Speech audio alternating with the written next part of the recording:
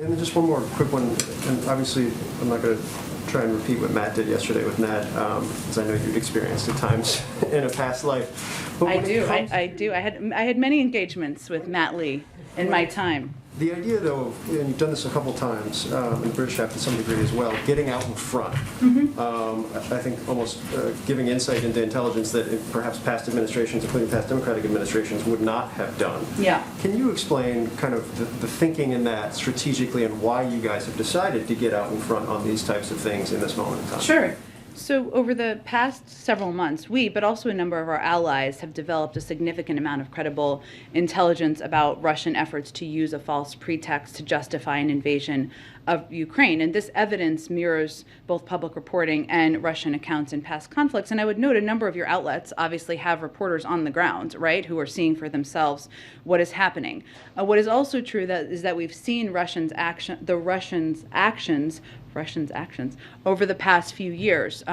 If you look just back at past precedent, it doesn't mean it's guaranteed to repeat, but it is important for people to understand contextually what they're capable of and what tactics they've used in the past. And sometimes you do see repetition of that. So a few years ago, for example, Russia's defense ministry falsely accused the United States of running a clandestine biological weapons lab in the country of Georgia, enabling Russia's efforts to destabilize the Georgian government. Russia also used to fabricate stories in Syria about how attacks on international aid convoys were undertaken by rebels or terrorists instead of the Assad regime to enable Russia's continued support for the Assad government. If you look back at 2016, the Russian media manufactured a false claim of sexual assault against a Russian immigrant named Lisa by German refugees in order to stoke hysteria against Syrian immigrants throughout Europe.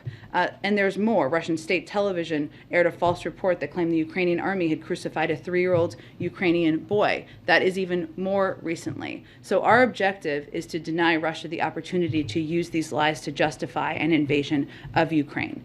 And to convey clearly, these are actions we're seeing that are straight out of their playbook. We've seen them run false flag operations in the past and use confusion to launch military action many times in history. Of course, we would prefer to make as much underlying information available as we can. And in fact, what we conveyed yesterday and was conveyed by my colleagues at the Defense Department and State Department was the result of declassifying information. There are limitations because of compromising intelligence sources and methods. But what we're trying to do is take steps to deny Russia the opportunity to use lies, to use past tactics to justify an invasion of Ukraine, essentially to avoid war.